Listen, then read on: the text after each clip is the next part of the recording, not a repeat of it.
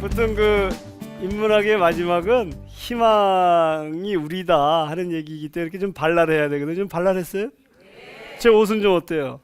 아, 발랄하죠, 그죠? 예. 여러분들의 옷은 어때요? 자, 오늘은 이제 인문학의 이제 마지막 회거든요. 마지막 회는 우리가 지금 질문하고 그다음에 성찰하고 이제 우리가 희망을 얘기할 텐데 상상할 텐데 그 상상의 주체는 나다, 우리다, 우리 지역이다 이제 이런 이야기들을 해보려고 합니다.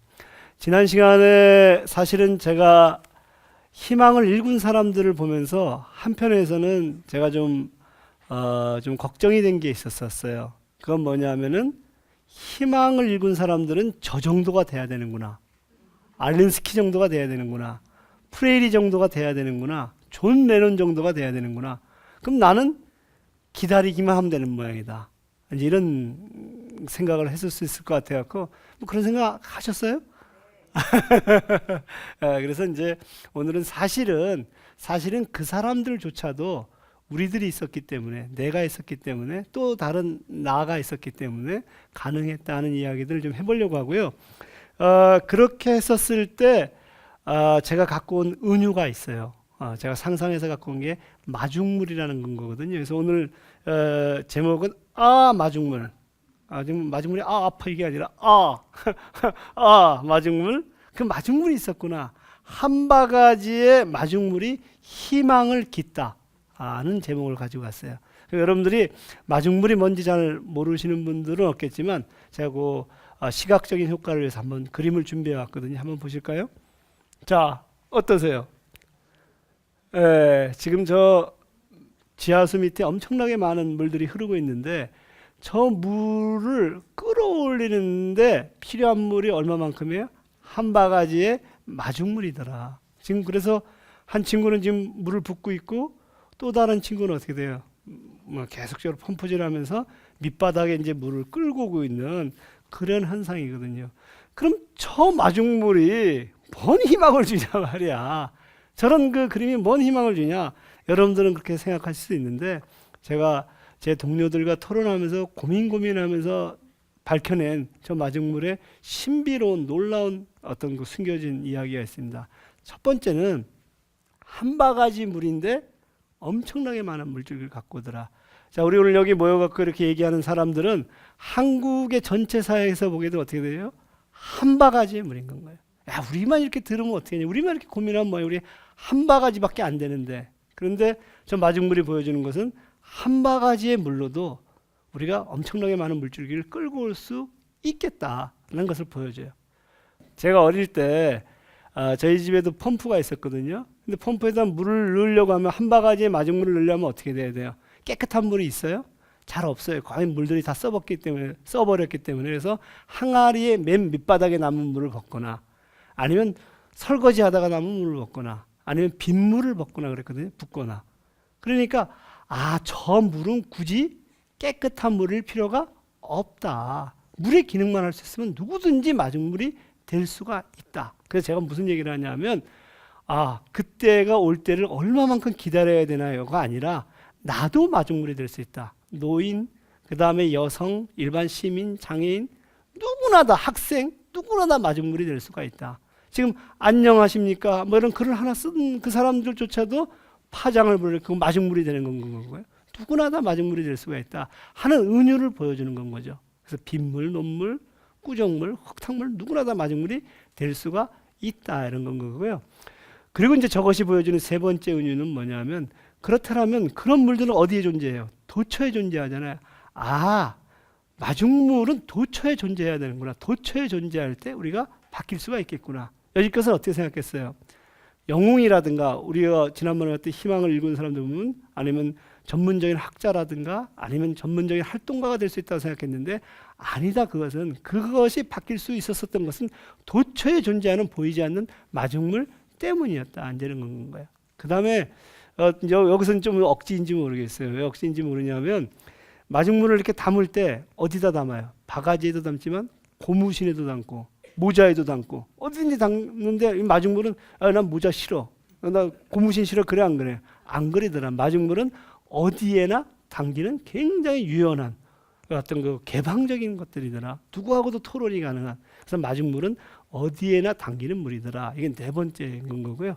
다섯 번째는 좀 조심스러운데 이 마중물은 참 조심스러운 은유인데요. 다섯 번째는 뭐냐면 여러분 마중물이 이제 들어갔어요. 그리고 그 다음에 나오는 물을 저 지하수 물을 먹으려면 마중물이 버려졌을 때 먹을 수 있어요? 마중물을 놔두고 먹어요?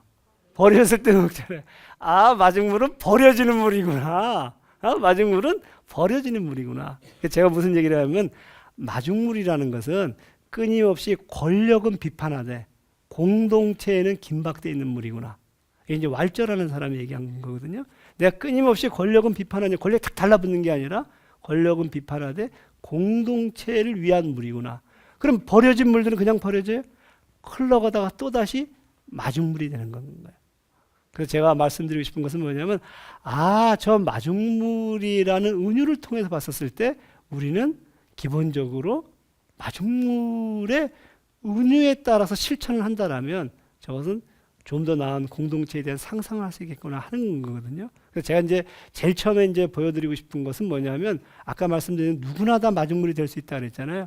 누구나 다는 누구예요? 한 사회에서 그것은 시민들인 건 거죠. 우리들인 건 거죠. 그래서 제가 지금 보여드리려고 하는 사람은 누구나 다 마중물이 될 수 있다라고 우리한테 주장한 사람이에요. 누굴 것 같아요? 저는 그 사람이 마키아벨리라고 생각해요. 그 여러분들이 야 무슨 마키아벨리라 무슨 이런 생각을 하지 않겠어요? 그 마키아벨리야말로 군주론을 썼고 군주를 찬양하고 군주에게 자기 책을 바치면서 출세하려고 했던 사람 아니야? 그럼 마키아벨리가 우리에게 가르쳐준 건 뭐야? 마키아벨리즘이잖아. 마키아벨리즘은 뭐예요? 겉모술수. 그죠? 누구든지 어떤 그 목적을 위해서 속일 수 있다라는 것도 우리에게 가르쳐준 사람이잖아요. 근데 왜 마키아벨리가 갖고 온 것들이 어떻게 마키아벨리 시민들이 주체가 된다고 가르쳤어? 하고 이제 여러분들은 저를 쳐다보면서 역시 2% 부족하군. 뭐 이런 생각을 하지 않겠어요? 근데 항상 제가 어땠어요? 모든 것들을 우리가 뒤집어서 보게 되면 그 안에 놀라운 사실들이 숨겨져 있다. 이런 얘기거든요. 제가 먼저 이제 마키아벨리의 군주론을 한번 보여드릴 텐데 그 책은 표제가 이렇게 됐어요. 자, 이제 프린스라는 군주론인데 저 군주론은 근대 정치학의 바이블이라 그래요. 왜 그럼 근대 정치학이냐? 그 전에는 신의 윤리적인 어떤 그 뜻에 따라서 정치가 이루어져야 된다고 봤는데 저 사람은 권력에 따라서 그리고 실질적인 이득에 따라서 정치가 이루어져야 된다라고 얘기를 했어요. 그래서 저 책에서 뭐라고 얘기하는지 아세요? 그 책에 제가 이제 한두 가지 그 이야기들을 좀 전달해 드리면 군주시여 인간들이란 다정하게 안아주거나 아니면 아주 짓밟아 뭉개버려야 합니다. 그러지 않으면 개기입니다. 뭐 이런 건 거야. 그러니까 우리 깡패 세계에서 뭐라 그래요?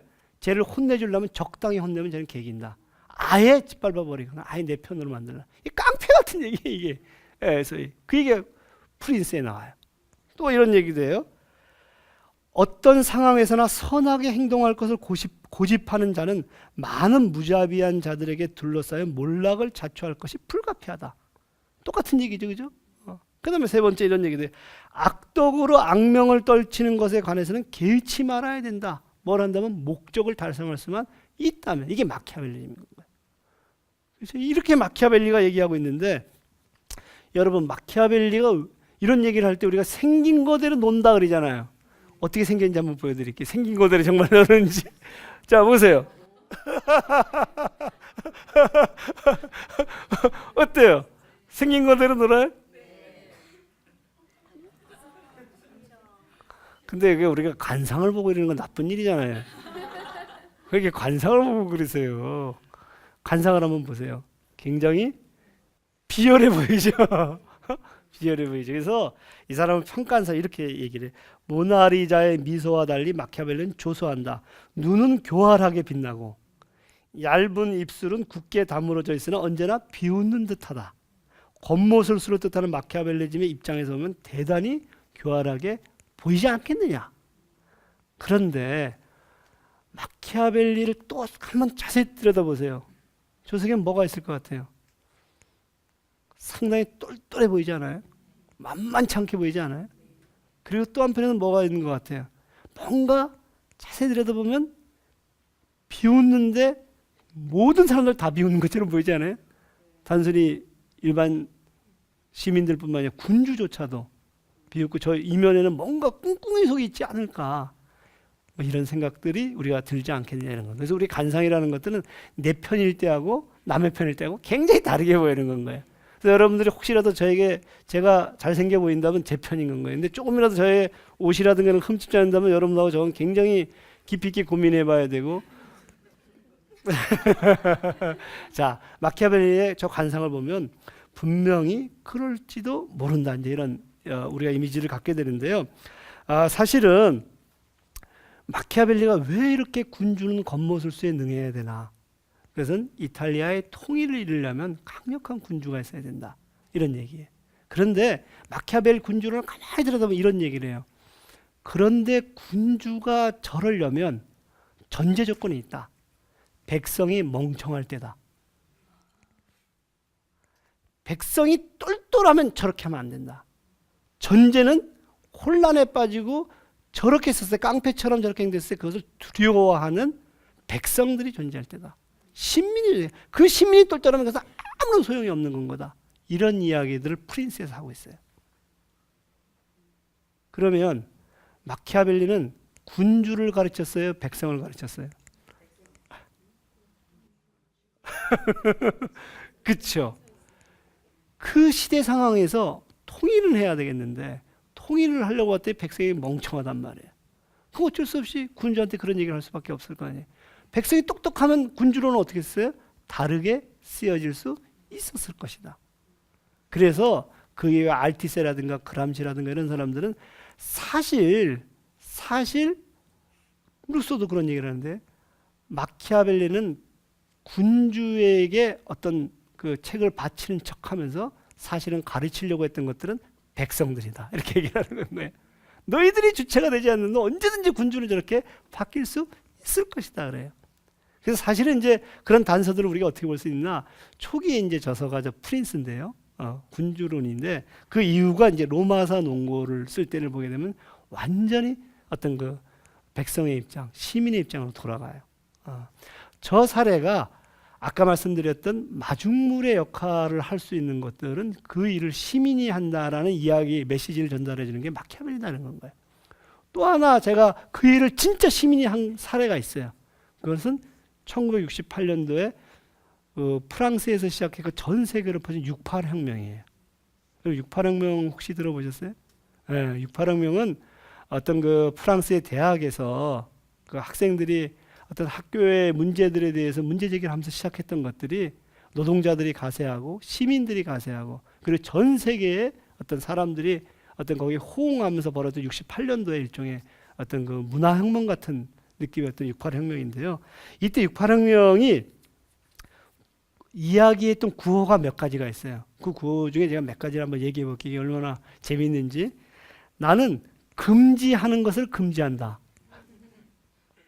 나는 금지하는 모든 것들을 금지한다. 여러분들 자녀한테 또는 그 조카한테 금지하면 어떻게 돼요? 반드시 그 일을 하죠. 그런 일을 한 그 자가 누구예요? 알린스키잖아요. 잔디에 들어가지 마라. 절대 들어가잖아요. 그러니까 이건 뭐냐면 일체의 권위에 대해서 이들은 이제 저항한 건 거죠. 그런 건 거고요.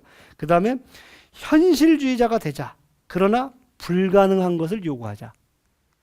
굉장히 흥미롭죠.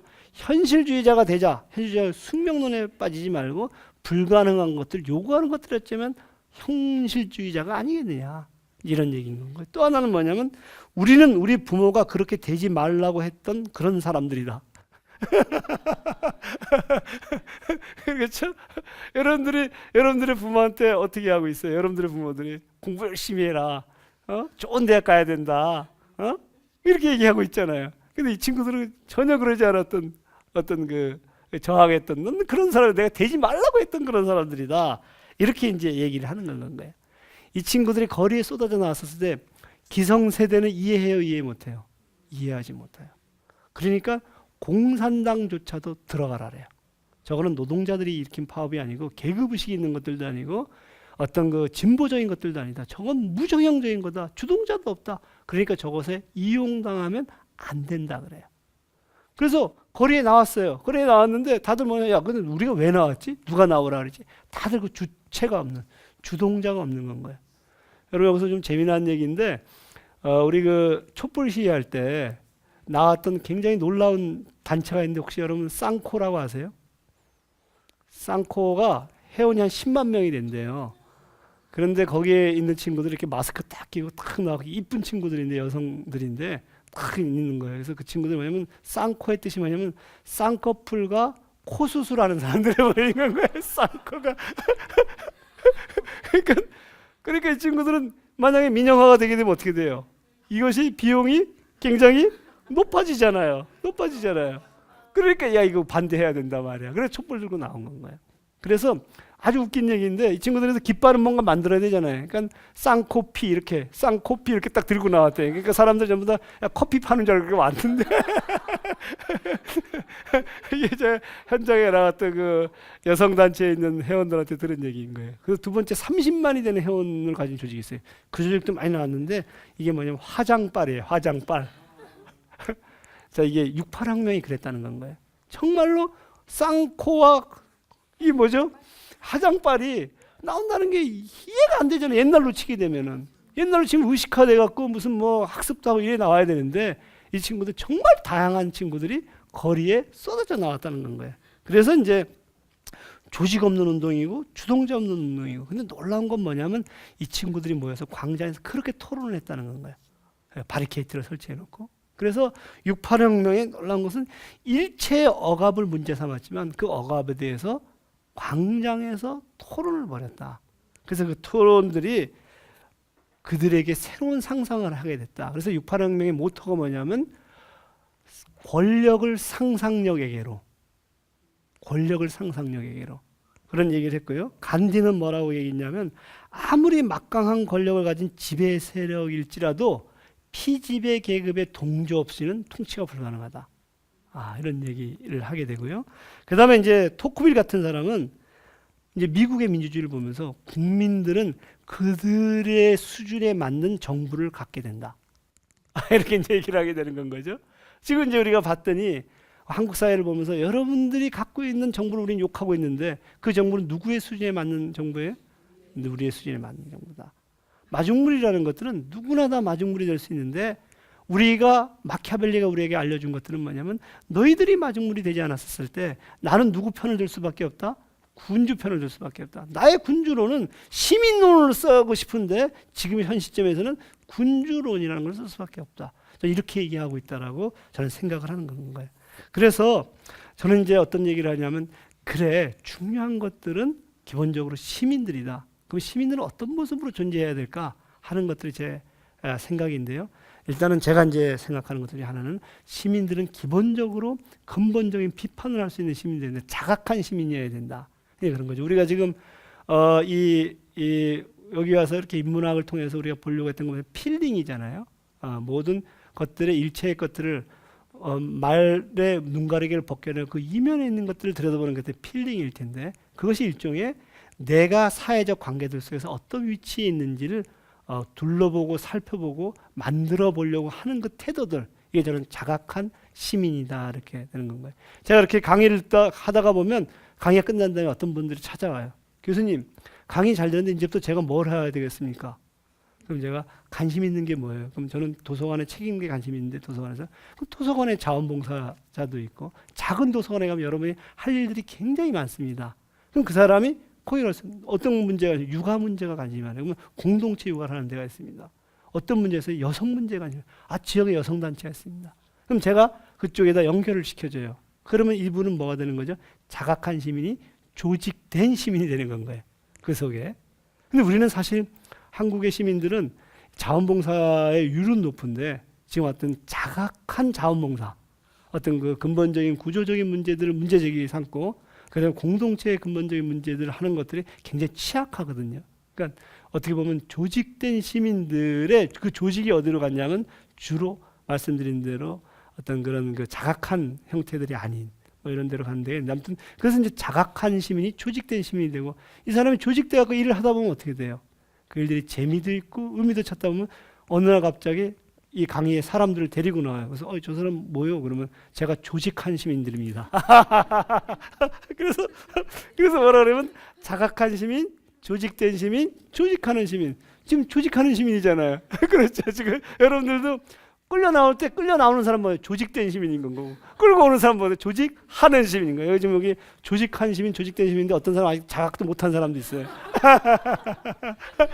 그래서 이제 저는 여기에서 이 중요한 것들은 이 자각한 시민들이 굉장히 중요하다. 그래서 나는 생각하는가, 생각당하는가 그런 건 거죠. 그래서 한 사회를 이렇게 둘러보게 되면 보세요. 이 시민 사회가 있으면 다양한 시민들이 저쪽에 무정형적으로 있는 건가요? 근데 저 원안에 보게 되면 다양한 형태의 조직된 시민들이 있죠. 그 속에 보면 조직 노동도 있을 테고, 시민단체도 있을 테고, 자원봉사도 있을 거고, 도서관의 어떤 그 책 읽는 모임들도 있을 테고, 다양한 형태들의 조직된 시민들이 있을 거다. 근데 이 조직된 시민들이 역사를 바꾼 것들은 다음에 보시게 되면 베버리지 리포트를 읽었던 시민들인 건가요? 제일 처음에 베버리지 리포트가 나왔었을 때 사람들은 특히 그 당시 지배층이었던 처칠은 저것을 무시해요. 저것은 몽상에 불과하다. 그랬는데 처칠은 이제 전쟁이 끝난 다음에 당연히 그러기 때문에 재선거를 하게 되면 자기가 될 줄 알았던 건가요. 근데 놀라웠게도 압도적인 표 차이로 노동당한테 패배를 해요. 왜 그랬었을까? 시민들은 베버리지 리포트가 나왔었을 때 5, 60명씩 모여서 술집, 방공호, 그 다음에 거리에서 토론을 했다는 건 거예요. 처칠은 자기는 영웅이니까 사람들이 어떻게 돼요? 이렇게 환호하는 것을 보고 자기를 지지하는 줄 알았어요. 알고 봤더니 시민들은 어떤 시민이? 자각한 시민이었던 건 거예요. 그리고 토론을 통해서 조직되고 조직했던 시민이었던 건 거예요. 그래서 전쟁이 끝난 다음에 놀라웠게도 처칠이 당선된 게 아니라 애틀리라는 무명의, 물론 그 당시 부수상을 하긴 했지만 그 사람이 당선이 됐고, 그것의 핵심이 뭐냐면 저 베버리지 리포트를 읽었던 시민들이 있었기 때문이다. 이런 건 거고요. 그 다음에 제가 또 하나 보여드리려고 하는 조직된 신문은 현대에 와서 이런 건 거예요. 이게 뭐냐면 기본적으로 이 스웨덴의 책 읽는 어떤 그 일종의 공간인 건 거예요. 도서관일 수도 있고 시민학교일 수도 있는데, 스웨덴은요 1997년도에 33만 개의 학습 동아리가 있었어요. 인구가 900만 명인데 아이들 빼고 나면 성인 인구는 그보다 훨씬 줄어들 거 아니에요. 근데 독서 동아리에 참여하는 사람들 280만 명이에요. 스웨덴의 복지국가가 근본적으로 계속 지속될 수 있었던 것들은 뭐가 있었다? 자각하고 토론했던 시민들이 있었다는 거예요. 그래서 이 학습 동아리들은 끊임없이 이들이 정치 생활을 할 수 있는, 정치 생활이라고 하면 여러분들은 뭐만 생각하세요? 그것이 제도 정치에서 누가 당선되느냐 이런 생각을 했는데, 정치라는 것은 끊임없이 자기의 결핍에 대해서 얘기하고 시민들 스스로가 공동체의 문제에 대해서 일을 하는 거, 이게 정치거든요. 그래서 옛날에 아고라에 몰려들었던 시민들, 그죠? 그 시민들이 얘기했던 것들이 공동체 일이었다는 거예요. 거기에는 가치 분배, 그러니까 경제적인 분배를 포함해서 사람들이 어떻게 인간다운 인격적인, 그래서 어떤 그 인정들을 받게 할 것인가에 전반을 놓고 토론했다는 거예요. 근데 그것이 가능했던 것이 도처에 존재했던 스웨덴의 학습 조직이었다. 그리고 다양한 어떤 그 정치적인 일을 일상적인 일로 고민하는 그런 사람들이 존재했다. 이런 것들이 스웨덴에서 이제 보여주는 건 거고요. 그래서 저는 이런 것들을 보면서 저는 자각한 시민, 조직된 시민, 조직하는 시민이라는 것들이 굉장히 중요한 우리들의 일상적인 일로 됐었을 때 그것이 비로소 마중물이 된다는 건가요. 그래서 이제 마중물이라는 것들은 지금 말씀드린 대로 그냥 단순히 무정형적인 물리적인 물들이 아니라 그러한 것들에 대해서 끊임없이 고민하는 사람들이었다 하는 건가요. 그래서 제가 그럼 마중물이라는 것들은 도대체 어떻게 조직된 시민들은 나아갈 수 있을 것인가 하는 고민들을 이제 하게 돼요. 그래서 제가 지역에서 또는 학교에서 하게 되는데, 제가 생각하는 것들은 이제 두 가지예요. 한 가지는 마중물이 된다는 것은 아까 말씀드린 대로 새로운 생각들을 하는 거죠. 자각하는 건 거잖아요. 그러려면 자각을 하게 되고 조직을 하게 되면 우리는 어떤 일들에 관여하게 되면 첫 번째 시민을 교육하는 일에 관련을 하게 돼요. 제가 이렇게 이제 시민 교육들을 한단 말이에요. 하는데 제가 하는 거하고 시민의 공간들 속에 일하는 도서관에 있는 사서라든가 복지관에 있는 관장이라든가 시민단체에 있는 활동가들이 하는 거하고 달라요. 왜 다르겠어요? 그 사람들은 현장의 구체적인 일들을 알지만 저는 현장의 일들을 그 사람들 훨씬 모르거든요. 제가 알고 있는 학교에서 배운 것들이 더 많이 한다면 그 사람은 현장의 일상들을 안단 말이에요. 그러면 제가 강의하는 게 좋아요? 그 사람이 하는 게 좋아요? 제가 강의하는 게 좋겠죠. 그리고 지금 우리가 왜 그래요 도대체 지금 막판에. 근데 그 양반들은 강의를 하게 되면 제 강의는 여러분들인데 그 양반들 강의 안 들어요 잘. 왜 그래요? 그 양반들은 정보를 제공하지 지적인 자극이나 새로운 지평을 준다고 생각하지 않는 건 거예요. 그럼 어떻게 하면 돼요? 그 사람들이 공부를 하면 되는 건가요? 지식을 쌓으면 되는 건가요? 근데 그 지식을 학교에 가서 쌓는 것들이 아니라 끊임없이 이런 식의 토론을 통해서 쌓는 건가요? 그래서 제가 뭐라고 얘기하냐? 교수들을 믿지 마라. 교수들은 와서 가르치고 간다. 그런데 활동가들은 어때요? 사서들은, 복지사들은 현장에 계속 있는다. 정말로 효과적인 것들은 뭐냐면 그들이 현장에서 교육할 수 있는 자질을 갖추게 되는 겁니다. 그래서 여러분들이 현장에서 머무르지 말고 끊임없이 어떻게 해야 된다? 끊임없이 현장을 교육할 수 있도록 끊임없이 가야 된다. 아까 그 바네트 목사가 있었던 뭐죠? 그 인보관 있잖아요. 그 토인비 홀에서 그런 사람들이 길러졌던 건 거예요. 단순히 실무자로 머물면 안 된다. 너가 교육할 수 있는 사람 된다. 그 얘기는 뭐죠? 여러분들이 도서관에서 활동가로 일할 때, 여러분들이 현장에서 직장에서 일을 할 때 여러분들이 조직하는 사람들이 될 수가 있다. 의식을, 교육을 하는 얘기인 거예요. 그런데 사람들이 그래서 이제 바뀌었어요. 그래서 이제 조직화가 됐어요. 그런데 구체적으로 그 다음 뭘 하면 됩니까? 구체적으로 어떻게 하는 방향이 있어야 되잖아요. 그랬을 때 사람들은 어떻게 하는지 아세요?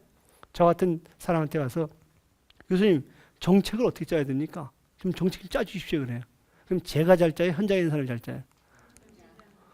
엄마들이 뭐를 가장 많이 알아요? 육아의 문제, 교육의 문제를 저보다 더 많이 알아요. 제가 뭘 알겠어요? 그래서 여러분 아닙니다, 압니다 이렇게 얘기를 해야지 왜 그러는 거예요 지금? 제가 알 수 있는 것들은 제 시각인 건가요? 현장에 계신 엄마들이 더 많이 안단 말이에요.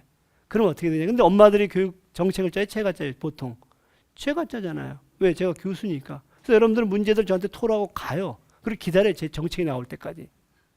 그런데 제가 얘기하고 싶은 것은 뭐냐면 정책은 여러분들이 짜야 된다. 교수는 뭐 해야 되냐? 여러분들 짜갖고 온 정책을 갖고 오탈자 잡아주고 이론 하나 넣어주고 포장하는 걸 해야 된다. 근데 어떻게 돼? 지금 현재 정책은 제가 짜고 여러분들은 그 정책에 대해서 비판을 하거나 그냥 그대로 실행하는 단계에 머문다. 그래서 제가 얘기하는 것들은 뭐냐면 자각한 시민, 조직된 시민, 조직하는 시민들은 각각의 자기의 현장에서 어떻게 된다? 정책의 문제들을 끊임없이 붙잡고 고민해야 되고 그런 것들을 끊임없이 제안해야 된다 이렇게 보는 건가요. 그 사람이 누군지 아세요? 그 대표적인 사람이? 그게 놀라웠게도 누구였냐면은 이게 전태일 씨 같은 사람인 거예요. 전태일 씨 같은 사람은 끊임없이 그 현장에서 여공들이 그리고 자기와 같은 재단사들이 얼마만큼 저임금을 받고 문제가 된지를 본 건가요. 그러나서 이 법률을 뒤져봤더니 그 법률은 뭐라고 나와요? 8시간 근무하는 게 근로기준법에 나왔는데 그걸 알았어요. 그래서 그거를 근거해서 실태조사를 한 거예요. 계속 현장을. 실태조사 보고서를 써가지고 거기 지방노동청에 그걸 제출을 해요. 자, 이게 현장에서 조직가이자 정책가였던 건가요. 그래서 제가 아까 했던 마중물은 단순히 내가 자각한 것을 넘어서서 끊임없이 이 강의장에 데리고 오는 조직하는 시민, 또 때로는 지역에 있는 자기의 일상에 있는 것들을 끊임없이 써가지고 또는 토론해갖고 정책을 만드는. 그래서 시민교사이자 시민정책 전문가가 누구로부터 나와야 되냐? 여러분들로부터 나와야 된다. 어디를 통해서? 토론을 통해서. 그런 건 거예요. 그래서 제가 그러한 사람들이 누구냐 했었을 때 저는 어떤 비유를 들면서 제가 현장에 가서 또 여러분한테 드냐 하면은 마리아와 마르다의 비유를 갖고 들어요. 마리아와 마르다 한번 볼까요? 어때요? 저 그림이 액자처럼 저 안에 사람이 있잖아요. 저 안에 있는 저 사람의 설교하는 사람은 예수예요. 저게 이제 마리아와 마르다 얘기인데요. 저 얘기는 뭐냐면 예수가 이 지금 바깥에서 이렇게 음식 만드는 사람이 있잖아요. 저 사람 이름이 마르다예요. 마르다 집에 초대를 받아서 와요. 마르다는 지금 뭐 하고 있어요? 예수를 위해서 음식을 엄청나게 열심히 만들고 있어요. 근데 자기 집에서 얹혀 사는 마리아는 음식 만들어요, 안 만들어요? 어디가 있어요? 예수 앞에 가서 탁 듣고 있어요. 이렇게. 마리아는. 마르다가 보니까 화나요, 안 나요? 화나요. 그러니까 성경에 누가복음 10장 40절에 이렇게 나와요. 주여, 내 동생이 나 혼자 일하게 두는 것을 생각하지 아니하시나이까 그를 명하사 나를 도와주라고 하소서. 얼마나 억울해요. 예수가 뭐라 그랬는지 아세요? 그래서 이렇게 이야기를 해요. 마르다야 마르다야, 내가 많은 일로 염려하고 근심한 몇 가지만 하든지 혹은 한 가지만이라도 족하니라. 마리아는 이 좋은 편을 택했으니 빼앗기지 아니하리라. 좀 이렇게 얘기 어려운데 얘기하면 야, 서로 좋아하는 게 있는데 마리아가 저 좋아하는 거 저거 하고 있으니까 그거 놔둬라, 이런 얘기예요. 이 얘기는. 제가 무슨 얘기하냐면요, 이게 굉장히 재미난 얘기인데, 제가 이 도서관이라든가 복지관이라든가 학교에 이제 강의를 가잖아요. 그럼 실무자가 탁 와서 탁 정리를 해. 막 이렇게 칠판서부터 제가 막 PPT서 탁 정리, 음식도 탁 준비해 놓고 이제 교수님께서 오셨으니까 강의를 듣도록 하겠습니다. 딱 그러고 강의 시작 딱 되자마자 나가요. 나가서 뭐예요? 바쁜 업무들을 밀린 걸 하고 있어요. 끝날 때쯤 돼서 딱 들어요. 여러분 잘 들으셨습니까? 아, 정말 재미있었죠? 여러분 다음 시간 언제입니까? 또 딱 나와요. 이게 제가 얘기하는 마르다예요. 마르다는 그렇게 음식을 준비하는 건 거예요. 마리아는 어떤지 아세요? 제가 얘기하는 이제 마르다에다가 마리아를 얹어야 된다.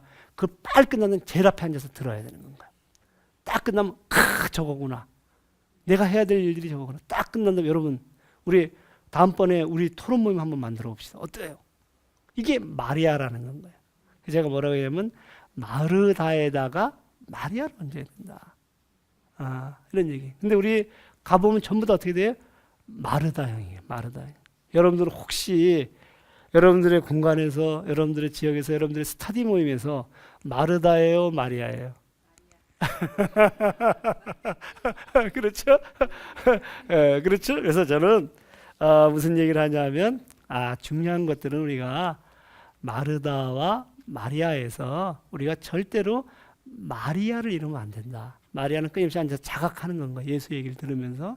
그리고 그 얘기를 들으면서 끊임없이 실천하려고 했다. 근데 마르다는 그것을 어떻게 든 실무로서 이해했다. 그래서 제가 뭐냐면 마르다와 연결되는 것들이 실무자다. 운동가가 아니라. 이런 얘기를 하고요. 마르다와 연결되는 것들이 메신저이다. 메신저는 우편 배달분, 그러니까 우편물 딱 갖다가 전달하고 딱 해서 전달하고. 도서관으로 치면 사서가 어떻게 돼요? 책 주세요. 그럼 딱 가서 하고 딱 하는 거예요.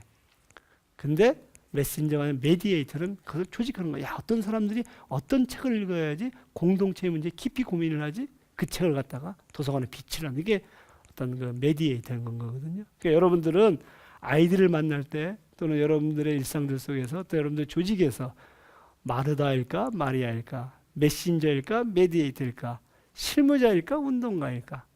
저는 마중물이라는 것들은, 마중물이 우리에게 부여한 것들은 그건 전형적으로 마르다적인 어떤 헌신도 필요하지만 거기다 마리아적인 고민들을 해야 된다. 이게 자각한 시민, 조직된 시민, 조직하는 시민이 돼야 된다. 이렇게 볼 수가 있다는 건가요. 자, 그렇다면 우리가 이제 다양한 어떤 이런 것들을 하기 위해서는 끊임없이 소통과 토론을 해야 될 텐데, 그 토론과 소통하는 대화법들이 우리가 지난 시간에 봤었던 프레이리에게서 있었고, 대화를 어떻게 해야 되는지, 그 다음에 더 근본적으로는 우리가 어떻게 그 공간들 속에서 나의 것들을 고민해야 될지 하는 이야기를 할 텐데요. 제가 구체적인 이야기들을 좀 하고는 싶지만 아무튼 이 시간적인 제한이 있어서 하지는 못하는데, 한 가지 말씀드리고 싶은 것은 뭐냐면 차이가 편안히 드러나는 광장을 만들어야 된다.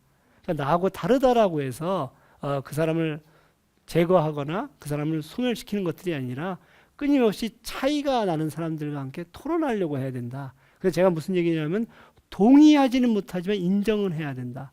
동의가 아니라 인정이다. 그렇게 되면은 인정들 속에서 끊임없이 차이가 편에 드러나는 이야기를 하다 보면 저렇게 생각할 수도 있구나. 내가 이것이 옳다라고 생각해 쟤도 저걸 옳다고 생각하는구나. 그걸 듣다 보면 내가 성찰이 되는 건 거죠. 그렇지. 그러다 보면 이것이 공동 성찰이 되더라. 이제 이런 건 거거든요. 그래서 저는 어떤 그런 이야기들을 할 수가 있고요. 그 다음에 우리가 토론하다 보면 이 사람을 내가 뭐 하려고 그래? 소유하려고 해요. 어떤 조직의 사람들이 가면 그 사람을 그 조직이 소유하려고 하거든요. 절대 소유하려고 하지 말고 소통하려고 해야 된다. 이런 이야기들도 이제 우리가 고민해야 될 거고요. 그 다음에 얘기를 하다 보면 이제 발까지 맞추려고 그래요. 손은 마주 잡되 발까지 맞추지는 말자. 이런 것들이 아까 마중물이 얘기했던 오픈니스 있잖아요. 개방성, 공개성 이런 것들을 가질 수 있는 것들이다. 이렇게 말씀을 드릴 수가 있을 거예요. 그래서 그런 것들이 우리가 정말로 이렇게 지금 말씀 들어보지만 마중물이라는 그 은유가 다양한 공간들 속에서 정말로 상상할 수 있는 것들을 많은 것들을 준다 그런 건 거예요. 그럼에도 불구하고 제가 꼭 얘기하고 싶은 것들은 뭐냐면 이 모든 것들이 이루어지는 공간은 어디다? 공론장이다, 광장이다, 토론장이다 이런 건 거고요. 그것을 우리가 이제 볼 수 있는 데가 카페예요. 그래서 제가 지금 카페는 그럼 도대체 어떤 공간이냐? 여러분 카페가 뭐 하세요? 네? 커피 마시죠? 근데 그 커피에는 굉장히 근본적으로 우리에게 주는 어떤 그 커피하우스, 사롱 이런 것들 이제 우리 기존에 이제 커피숍을 얘기하는 건데 그런 의미들을 주는 제가 한번 준비한 영상을 보면서 그래 커피하우스가 커피숍이 저런 의미가 있었었구나 하는 것들을 한번 좀 생각해 보시기 바랍니다. 그것이 우리가 제가 얘기하는 바의 광장이거든요. 공론장이고 자 준비한 걸 한번 보실까요? 카페엔 맛있는 커피가 있고 아름다움이 있고 다양한 만남이 있다. 우리는 왜 카페에 갈까? 카페는 우리에게 어떤 의미의 공간일까? 카페는 불어로 커피라는 뜻으로 카페는 커피와 함께 시작됐다. 처음에 사람들은 이 검은 음료를 악마의 극약이라 부르기도 했지만 커피의 유혹은 사람들을 카페로 불러 모았다. 1645년 최고의 상업도시 베네치아에 유럽 최초의 카페가 생긴 이래 프랑스 대혁명 직전까지 파리에 2,000개 이상의 카페가 들어섰다. 누구에게나 개방된 화려한 공간에서 사람들은 값이 싼 커피를 마음껏 즐겼다. 프랑스 최초의 카페 프로코프는 계몽주의자들의 골방이었다. 볼테르, 루소, 디드로 등 많은 철학자들이 이곳에 모였는데 특히 볼테르는 하루에 커피를 12잔씩 마시는 커피 애호가였다. 노동자들도 물론 카페를 좋아했다. 카페는 페니 대학이라고도 불렸는데 입장료 1페니에 커피값 1페니만 있으면 부르주아지의 집처럼 쾌적한 공간에서 쉴 수 있었기 때문이다. 다양한 사람들이 모인 카페는 고급스런 재미가 있는 문화공간 역할을 했다. 까미, 사르트르, 피카소, 헤밍웨이 등 수많은 문인과 예술가들 그리고 예술가 지망생들이 카페에서 글을 쓰고 토론을 했으며 멋진 샹송도 공연됐다. 이처럼 카페는 희망과 상상의 공간이었는데 한편으로는 반역과 불온의 장소이기도 했다.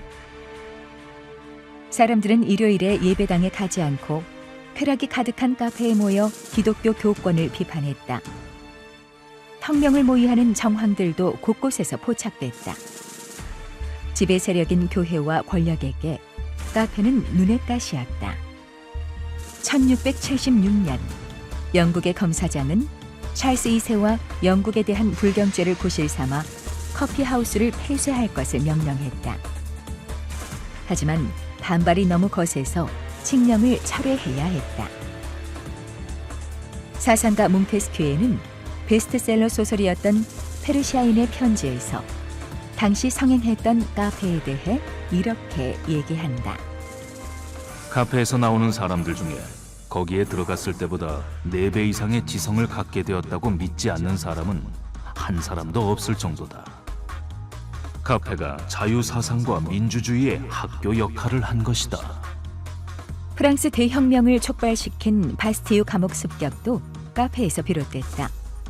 카페에서의 토론이 사람들을 거리로 이끌었다. 바스티유 감옥이 무너진 7월 14일 이후 팔레 르와야르에서는 항구적인 인민재판이 벌어지고 카페 오토와 카페 시내에서는 자코뱅 당원들의 열띤 토론이 이어졌다. 카페에서 비롯된 이 공간들은 상류층의 살롱, 서민층의 술집인 비스트로 등으로 확장되어 나갔다. 네트와 크로게는 서민적인 카페를 노동자 카페로 규정하고 하버마스의 부르지아지 공론장과 대비시켜 대항 공론장이라 지칭했는데 서민들은 오페라 대신 카페 공연을 보며 계급의식을 형성했다. 실제 노동자 카페는 프랑스 최초의 노동자 정당인 산호당의 회합 장소로도 사용됐다. 노동자들은 그곳에서 교육을 받고 문화를 즐기며 소통을 나누었다. 카페는 태생부터 신분을 가리지 않는 개방된 공간이었다. 그곳엔 다양한 욕구와 차이가 공존하고 만남, 혁명, 토론, 여론이 매개되었다. 우리 주위에도 수많은 카페들이 존재한다. 그런데 우리는 이 카페의 역사와 정신을 이해하고 있는 것일까? 악마의 유혹에 홀려 단순히 커피만 마시고 있는 건 아닐까? 이제라도 우리는 카페에게 그의 영혼을 돌려줘야 하지 않을까?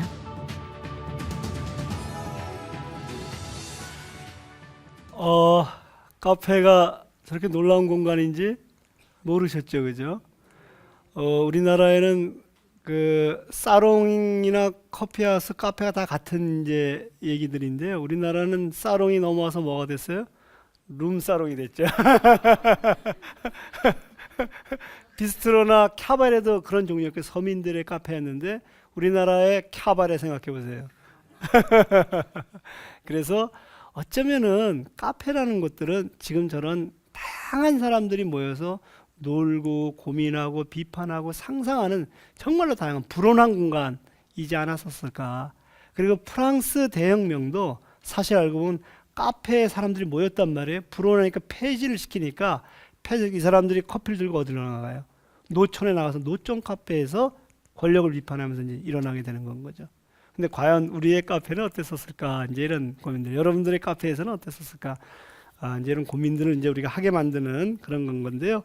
제가 지금 말씀드리고 싶은 것은 뭐냐면 저 공론장에서 우리가 모여서 끊임없이 어떤 그런 토론들을 통해서 우리가 이제 어떤 그 사회의 근본적인 변화들 또는 개입들을 할 텐데 제가 그때 할 때 이제 항상 얘기가 뭐냐면 아까 말씀드린 대로 영웅으로부터 우리가 변화가 되는 것들이 일반 시민들로부터 되는 것을 마중물에 보여줬었을 때 그럼 어떻게 바뀌냐? 제가 이제 얘기하는 것은 모든 변화는 나로부터 내 공간에서 나답게. 모든 변화는 어떻게 된다고요? 나로부터 내 공간에서 나답게. 사람들은 자꾸 자기 공간을 벗어나려고 그래요. 여러분들이 내 아이하고 소통하는 거, 내 학생하고 소통하는 거, 내 도서관에서 직원하고 소통하는 거, 또는 복지관에서 소통하는 거, 아니면 거리에서 할머니들이랑 소통하는 거, 이 모든 것들이 내 공간에서 나답게 할 수 있는 거거든요. 그래서 나답게 할 수 있는 것은 뭐냐면 내가 시간이 오전에 남으면 아이들 학교 간 다음에 그럼 뭐 하는 건 거죠? 도서관에 자원봉사하러 갈 수가 있고 그 다음에 복지관에 가서 여러분들이 책과 관련해서 소통을 할 수도 있고 동아리도 만들 수가 있고 그런데 우리는 자꾸 굉장히 그 일들은 나의 일과는 무관한 것처럼 먼 것처럼 이렇게 생각하다는 건 거예요. 모든 변화는 내 공간에서 나로부터 했던 하나의 사례가 로자 파크스라는 여인인 거예요. 제가 한번 보여드릴게요. 이 여인은 어떤 여인이냐? 이 사람이. 저기 보이는 저 여성이요. 로자 파크스라는 사람인데 지금 어디에 앉아 있어요? 버스에 앉아 있죠. 저 사람이 어땠냐면 1955년도에 당시에는 흑인이 앉는 자리와 백인이 앉는 자리가 있어요. 근데 백인이 많아지면 백인이 앉는 자리를 더 늘려요. 이렇게 운전사가 임의대로. 근데 저 여성이 어디에 앉았냐면 흑인이 앉는 자리에 앉았는데 그날은 백인들이 많이 탔어요. 그러니까 뒤로 밀리면서 어떻게 돼요? 운전기사가 너 절로 가라 그랬어요. 근데 저 여성이 계속 앉아 있는 건 거예요. 그러니까 어떻게 됐어요? 운전기사가 저 사람을 고소를 했어요. 저 사람은 그것을 굴하지 않고 어떻게 됐냐? 집에 돌아와갖고 어떻게 됐냐면 유인물 35,000장을 만들어갖고 버스 보이콧 운동을 해. 자기 동료들이랑. 그것이 들불처럼 미국을 번져나가요. 그러면서 저것이 폐지가 돼요. 그렇죠? 놀라운 일이죠, 그죠? 별거 안 했는데. 근데 저 별거 아닌 것들이 그 당시에선 엄청난 일이었던 건 거죠. 그래서 버스 탑승을 당시에 흑인 주민들의 4만 명이 381일간 거부를 하게 돼요. 저 계기를 통해서. 그래서 아까 말씀드린 대로 인종분리법이 위헌이라는 판결을 얻게 되는 그런 계기가 되는 건 거고요. 근데 재미난 것은 뭐냐? 저 여성이 저기서 저렇게 한 것들이 아니라 로사 파크스가 인권운동의 미국의 어떤 상징적인 인물이 되는데 그 마틴 루터 킹과 같이. 그런데 이제 저 사람이 어땠냐? 사실은 하일랜더 시민학교의 일원이었었어요. 그러니까 저희로 치면 이제 우리 8번의 강의를 여러분들이 들었잖아요. 이 학교에 다니고 있어요. 지역의 시민학교에. 무슨 얘기인지 알겠죠?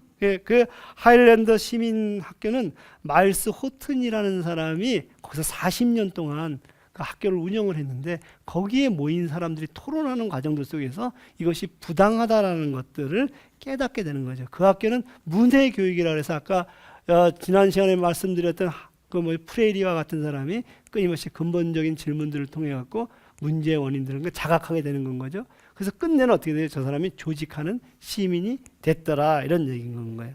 그래서 이제 아무튼 여러분들은 그렇게 알 수가 있을 테고요. 그 문해학교 호튼이라는 문해학교가 했었던 일들 중에 하나는 아까 말씀드린 글을 가르치고 근본적인 문제를 가르치면서 당시에는 흑인들이 가서 자기가 직접 글을 써가지고 해야지만 투표권을 얻을 수가 있었거든요. 그 지역에 그 시민 학교가 있으면서 그 프로그램이 진행된 다음에 4,000명이 넘는 학생들이 시민학교 프로그램들을 했고 거기서 대부분의 흑인들이 가서 어떻게 투표권을 획득하게 됐더라. 이제 그런 학교였던 그 이면에 뭐가 있었다? 토론하는 동료들이 있었고 그 학교가 있었더라. 이런 말씀을 드릴 수가 있고요.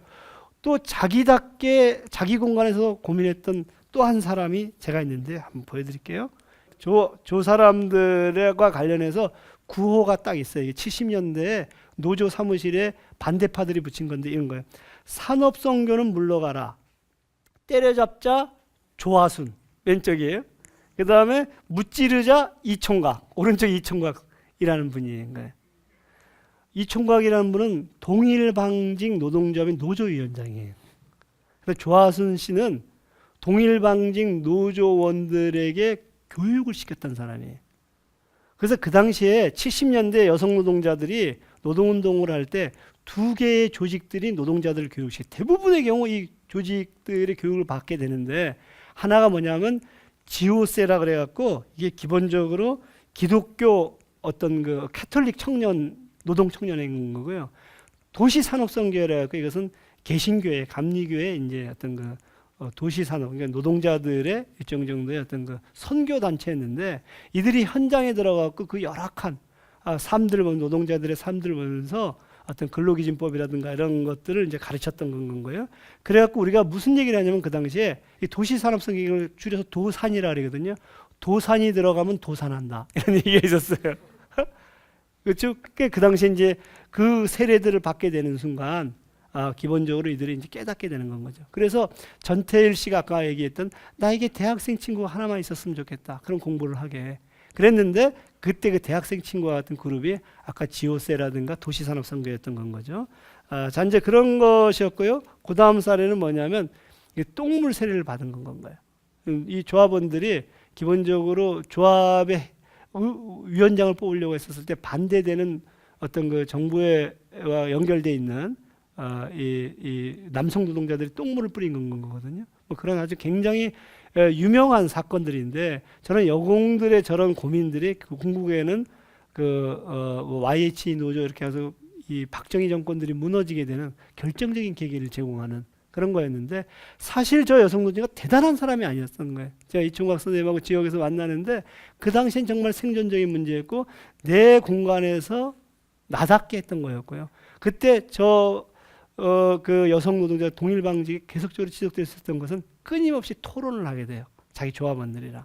그리고 아까 얘기한 대로 지오세라든가 도시산업성에 공부를 하게 되고 그런 모습인 건 거고요. 제가 하나 더 보여드린 거 나답게 실천한 거 요거예요. 제가 이번에 시민교육 갔다가 만난 분인데 이분이 학교에 저기 교장 선생님들하고 그 학부모 회에서 어떤 결정을 했냐면 인조단지를 까는 것을 결의를 했대요. 근데 사실은 사람들이 토론을 많이 했다기보다도 교장 선생님의 방침에 따랐다는 건 거예요, 대체적으로. 근데 이 양반이 그걸 반대한 건 거예요. 그러고 나서는 그것이 끝난 다음에 자기랑 반대하는 부모 한 분이랑 둘이서 밤새 한 3,000장의 뭐죠? 아까 로자 파크스처럼 유인물을 만들었어요. 그 유인물은 뭐냐면 인조잔디가 얼마만큼 해로운지에 대한 건 거예요. 그래서 밤새 아파트에 붙였대요. 그 다음날 그 결정이 번복이 됐대요. 인조잔디에 대해서 뭐 여러 가지 이야기들이 있는데 확실한 것은 이게 이제 온도가 저렇게 이제 엄청나게 올라가는 건 거죠. 인조잔디하고 차이가. 보기에는 좋을지 모르지만 굉장히 위험할 수도 있고요. 뭐 찰가상이고 화상이 있기도 한다고 하니까. 아무튼 뭐 그런 것들과 관련된 것들이었다. 그래서 제가 말씀드릴 수 있는 것은 저런 것들은 여러분들도 할 수 있는 것이 아니겠어요. 그죠? 그래서 나답게 내 공간에서 실천할 수 있는 것들이 나로부터 변화가 된다. 이런 건 거예요. 여기까지 얘기하다 보면 여러분들이 그래, 그럴 수는 있겠지만 저 따위를 갖고 어떻게 세상이 바뀌겠어. 그렇죠? 그런 몇 가지 사례 가지고 얘기가 될 수 있겠어. 특히 인조잔디 같은 거 말이야. 그렇다고 해서 뭐가 바뀌겠어. 그랬었을 때 여러분들이 그 얘기는 맞을 수 있지만 우리에게 희망은 여전히 안 될 수 있어. 이렇게 여러분들이 생각할 거 있으신 건 아니죠? 그래서 제가 더 강력한 사례를 갖고 왔어요. 저 뭐 같아요? 대나무죠. 저게 모소대나무예요. 모소대나무는 저 왼쪽 보세요. 저기 순이거든요. 4년 동안 저 상태로 있대요. 그 사람들이 저 도대체 뭐야? 왜 이렇게 안 자라 이러거든요. 근데 4년이 지나자마자 오른쪽처럼 자라요. 막 그냥 쑥쑥 자라는 거예요. 일주일마다. 25m까지 막 자라요. 4년 동안 뭐 했겠어요? 준비하면서 기다렸는데 어떻게 준비하면서 기다렸어요? 뿌리로 성장하고 있었어요. 뿌리가 계속 자라고 있는 거예요. 4년 동안. 자, 가뭄이 들었어요. 얘는 문제가 있어요, 없어요? 없어요. 왜요? 뿌리가 깊으니까. 비바람이 몰아쳐요. 문제 있어요, 없어요? 없더라는 건가요. 제가 얘기하고 싶은 것들은 뭐냐면 어쩌면 저 순이 안 자라고 있더라고 하더라도 여러분들은 실망해서는 안 된다. 왜? 어쩌면 우리는 지금 뿌리가 자라고 있을 것이다. 내가 나답게 실천한다라면 앞에 것들이 그런 건 거예요. 그래서 제가 끊임없이 제가 저답게 실천하면서 항상 어떤 생각을 하냐? 뿌리가 자라고 있는 건 거야. 지금 막 이제 주문을 외우고 있는 건 거예요. 그것보다 더 재미난 사례가 또 있어요. 이건 뭔지 아세요? 도토리, 다람쥐, 상수리 나무 있잖아요. 도토리 나무인데 도토리 나무가 산에가 많잖아요. 왜 많은지 아세요? 도토리가 겨울을 대비하기 위해서 도토리를 따다가 다 묻어둔대요. 그래놓고는 놀랍게도 이러면 머리가 나빠서 다 까먹는데요. 어디에 있는지. 그러니까 얘가 이제 잘하는 건 거예요.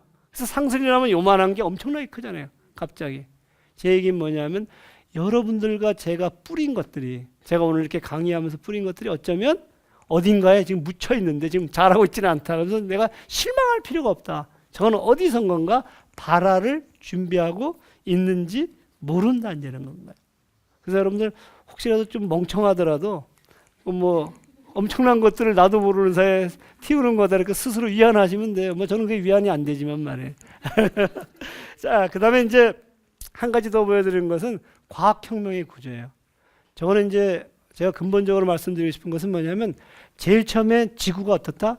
평평하다. 이렇게 보여요. 그게 정상과학이에요. 그런데 어부가 바깥으로 나가면 지구가 평평하면 땅들이 떨어져야 되죠. 안 떨어지고 다시 이렇게 삥 돌아서 와요. 여러 번 반복되다 보니까 갈릴레오가 저거 둥근 거 아니야? 이렇게 얘기를 해요. 둥근 거 아니야 하는 것들이 과학혁명 1인 거예요. 패러다임이 확 바뀌는 건 거예요. 갈릴레오는 똑똑해서 그래요? 아니면 그런 어부들이라든가 다른 사람들 여러 개의 증언 때문에 이 사람이 발견하게 돼요. 증언 때문에. 그래서 영웅을 만드는 것들은 저 끊임없는 위기 속에서 있는 다양한 사례들이다. 이제 이런 건 거예요. 그 다음에 이제 정상과학이 또 있다. 위기가 오면 아인슈타인이 나타나고 뉴턴이 나타나고 그런다는 건 거예요. 그래서 여러분들이 혹시라도 저것을 만드는 것들이 나라는 것들을 고민할 필요가 있다. 이제 그런 건 거예요. 그리고 나로부터 준비가 될 때 영웅도 우리가 만들어낼 수가 있다. 물을 끓일 때 보세요. 1도씨가 딱 오르면 99도에서 100도가 돼야지 그 기체로 되잖아요. 양질이 되잖아요. 양질 전화가 되잖아요. 근데 우리는 어떻게 돼요? 아무리 끓여도 안 되니까 어떻게 뭐라 그래요? 안 되는 건가? 아까 그 과학혁명의 구조에 계속 아무리 해도 그만 있다가 맨 마지막 순간에 튀어오르잖아요. 모소 대나무처럼.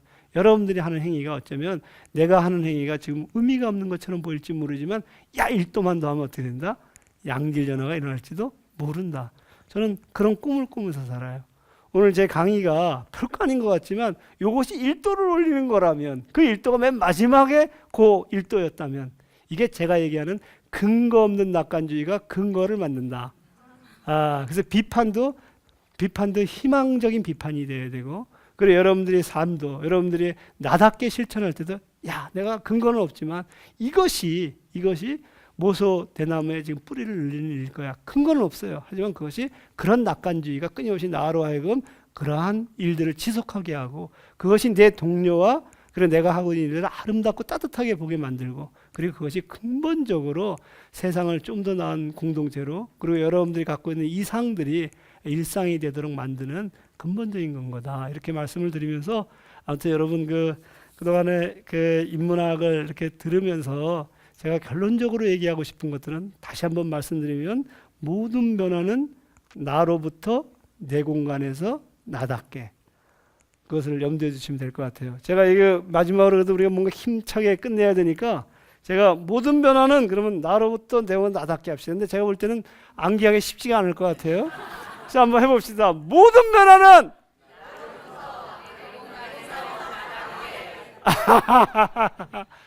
나답게, 내 공간에서 나로부터. 예. 아무튼 그런 과정들 속에서 우리 한국 사회가 좀 더 희망찬 세상이 되고, 좀 더 우리가 내가 주인이 되는, 그리고 모두가 주인이 되는 어떤 그런 사회가 되기를 갈망하면서, 또는 기대하면서, 희망하면서 제 모든 강의 이것으로 마치도록 하겠습니다. 여러분 수고하셨습니다.